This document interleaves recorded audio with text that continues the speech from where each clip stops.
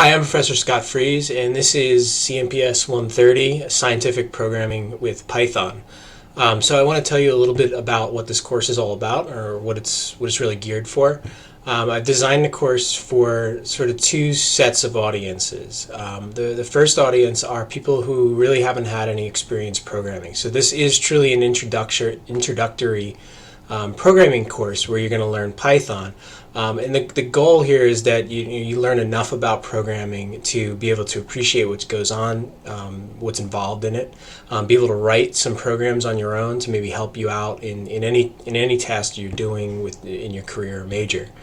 Specifically, if you're a science major, I've tried to kind of orient most of the course towards skills that you'll need to be able to process your own data, to analyze data, and most of the examples that we go through, especially towards the end of the course, are going to be geared towards using programming in a science-based class.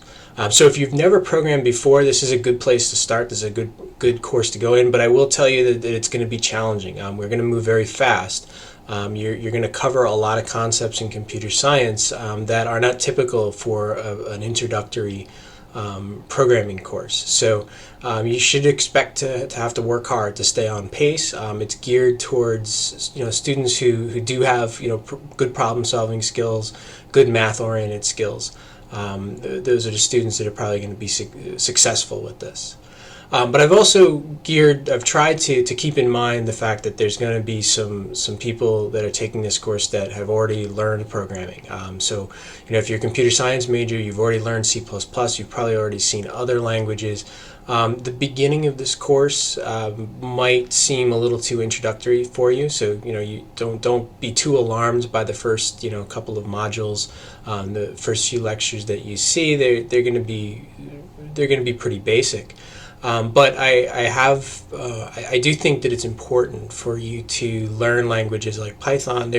Python's very significantly different than a lot of the C-based languages. So I think you're going to get a lot out of this course in terms of reinforcement on common programming practices, common programming styles and ways of solving problems. But you're also, I think, probably going to expand your knowledge pretty well. There's going to be a lot of things in Python that are significantly easier than maybe in some other languages. At the same time, there's going to be some very new concepts and actually new ways of looking at things, even as simple as the scope of variables, that I think that you'll get a lot out of. So hopefully in the course we're able to sort of strike a blend between gearing this towards people who have just learned to program, have not learned any other language, and for those of you that might be coming in with some more experience. So just a little bit about the course. Obviously, you're viewing this probably through the website. This is a completely online course. It spans roughly 4.5 weeks. That's the sort of recommended timeline. But all of the material is available on the web right now. So you can go through it, and you can watch the lectures. You can use the material really at any pace that you want. All the material is broken down into a series of modules. I think 23 total modules right now. Those modules are tied to specific sections in the textbook, and I go into the issues of the textbook and how to get it and everything a little bit more in the syllabus. But each module also comes with a pre-recorded lecture where I'm going to go through the most important topics of that.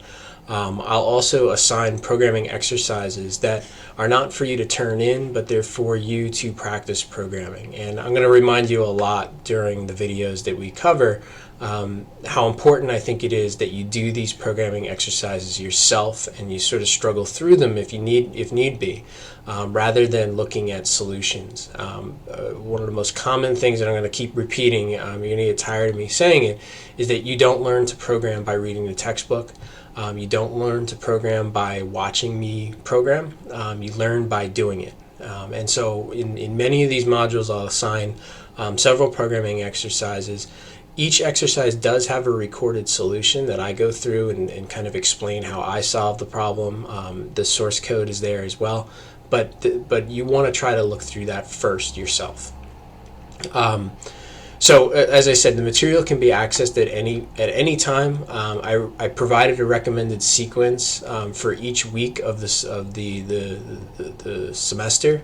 Use that timeline as a minimum. I encourage you to work ahead, especially if you do have some programming experience. If you can work ahead, that's great. As we get later on into the course, especially the last week or so, the material gets significantly more challenging, and the problems that I'm assigning get much more challenging. So anything that you can do to kind of work ahead and get a little bit ahead of the schedule will leave you more time towards the end. So I hope you really enjoy the course. Please make sure that you take the time now to go through and read all about the course on the course webpage. That's linked from Moodle, where you can also access directly from my homepage. There's an associated video that goes into a little bit more details about the course policies, due dates, that kind of stuff. Make sure that you go through that now. If you've never taken an online course, I've got some information online about what that might entail. Big pitfalls are sort of allowing yourself to fall behind. That's really where most people have a little bit of an issue. When you take a regular course, you're expected to attend lecture every week. There's sort of a built-in process of staying up to date. In an online course, you have a lot more freedom with your time. Some people really thrive on that, some people don't. So you want to make sure that you watch out for that. So if you have any questions about the course, if you have any questions about anything new, the way we're going to do anything, please get in touch with me, email me as soon as you can.